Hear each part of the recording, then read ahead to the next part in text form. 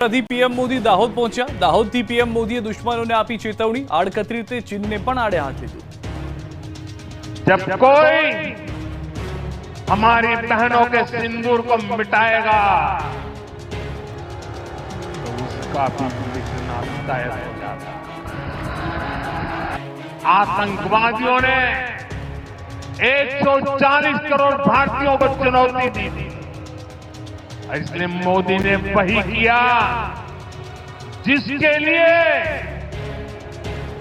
देशवासियों ने, आपने मुझे प्रधान सेवक की जिम्मेदारी दी। ઓપરેશન સિંદૂર બાદ પ્રથમવાર ગુજરાતમાં આવેલા પ્રધાનમંત્રી નરેન્દ્ર મોદીએ કઈક આ રીતે સેનાના પરાક્રમની વાત કરી। વડોદરાથી રોડ શો પૂર્ણ કર્યા બાદ પ્રધાનમંત્રી મોદી સીધા જ દાહોદ પહોંચ્યા। અહીં પીએમએ દાહોદમાં રેલવે મેન્યુફેક્ચરિંગ પ્લાન્ટનું લોકાર્પણ કરી તેનું નિરીક્ષણ કર્યું। 21,000 કરોડથી વધુના ખર્ચે તૈયાર થયેલ રેલવે પ્રોડક્શન યુનિટ ખુલ્લું મૂક્યું। સાથે જ સાબરમતીથી વેરાવળની વંદે ભારત ટ્રેનને લીલી ઝંડી આપી, જે બાદ પીએમ મોદી ખુલ્લી જીપમાં સ્થળે પહોંચ્યા હતા। સભામાં આવેલા હજારો લોકોનું બે હાથ હલાવી અભિવાદન ઝીલ્યું। લોકોએ પણ તિરંગા સાથે પીએમ મોદીનું સ્વાગત કર્યું। સ્ટેજ પર ગુજરાતના મુખ્યમંત્રી ભૂપેન્દ્ર પટેલે પીએમ મોદીને બિરસા મુંડાની મૂર્તિથી સન્માનિત કર્યા।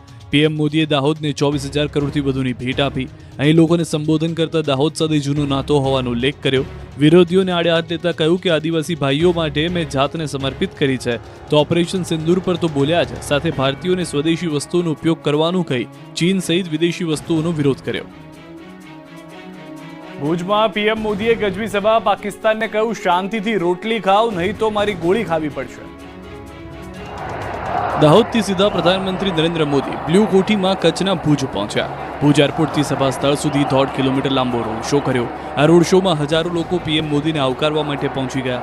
હાથમાં ભારતનો ધ્વજ અને કેસરી કપડા સાથે સજ્જ લોકોએ પીએમ મોદી પર પુષ્પવર્ષા કરી। જય હિન્દના જયકારાથી આકાશ ગુંજી ઉઠ્યું। કચ્છી પહેરવેશમાં સજ્જ મહિલાઓએ પીએમ મોદીનું સ્વાગત કર્યું।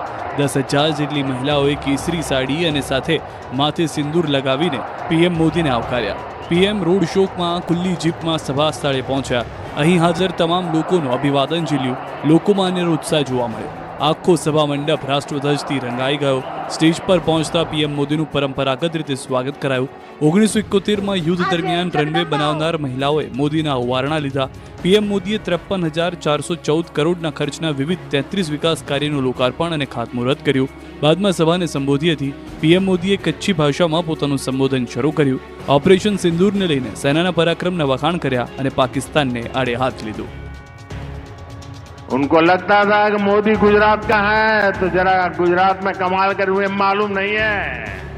जरा 71 को याद कीजिए, ये जो वीरांगना यहाँ आई थी ना, उन्होंने तुमके धूल चटा दी। ये माताएं बहने उस समय 72 घंटे में रनवे तैयार कर दिया और हमने हमले फिर से चालू कर दिए थे। और आज मेरा सौभाग्य है, 71 की लड़ाई की उस वीरांगना माताओं ने आकर के मुझे आशीर्वाद दिए हैं। 48 કલાક ગુજરાતને બાનમાં લેશે વરસાદ। 48 કલાક વરસાદ વારો પાડી દેશે। 16 જિલ્લામાં ખતરનાક વરસાદ પડી શકે। 60 કિલોમીટરની ઝડપે ફૂંકાશે પવન। ગુજરાતમાં ગમે તે ઘડીએ હવે ચોમાસું બેસવાના એંધાણ છે। મુંબઈ સુધી ચોમાસું પહોંચી ગયું છે। મુંબઈમાં 15 દિવસ વહેલું ચોમાસું પહોંચ્યું છે। છેલ્લા 25 વર્ષમાં સૌથી વહેલું ચોમાસું પહોંચ્યું છે, જે બાદ હવે ગુજરાતમાં એન્ટ્રી કરવાનું છે। એ પહેલા રાજ્યમાં મિની વાવાઝોડા સાથે વરસાદ તરખાટ મચાવી રહ્યો છે। ત્યારે હવામાન વિભાગે આગામી 2 દિવસ એટલે કે 48 કલાક છોતરાફાળ વરસાદ પડવાની આગાહી કરી છે। 16 થી વધુ જિલ્લાને વરસાદ બાનમાં લેશે। 24 કલાક માટે તો વરસાદનું ઓરેન્જ એલર્ટ આપ્યું છે। સાબરકાંઠા, અરવલ્લી, નવસારી, મહીસાગર, દાહોદ, પંચમહાલ, છોટાઉદેપુર, નર્મદા, તાપી, ડાંગ, વલસાડ, દાદરા અને નગર હવેલી ઉપરાંત સૌરાષ્ટ્રના સુરેન્દ્રનગર, રાજકોટ, બોટાદ, અમરેલી, ભાવનગરમાં 2 દિવસ અનરાધાર વરસાદ પડશે। આ સાથે 60 કિલોમીટરની ઝડપે પવન ફૂંકાશે।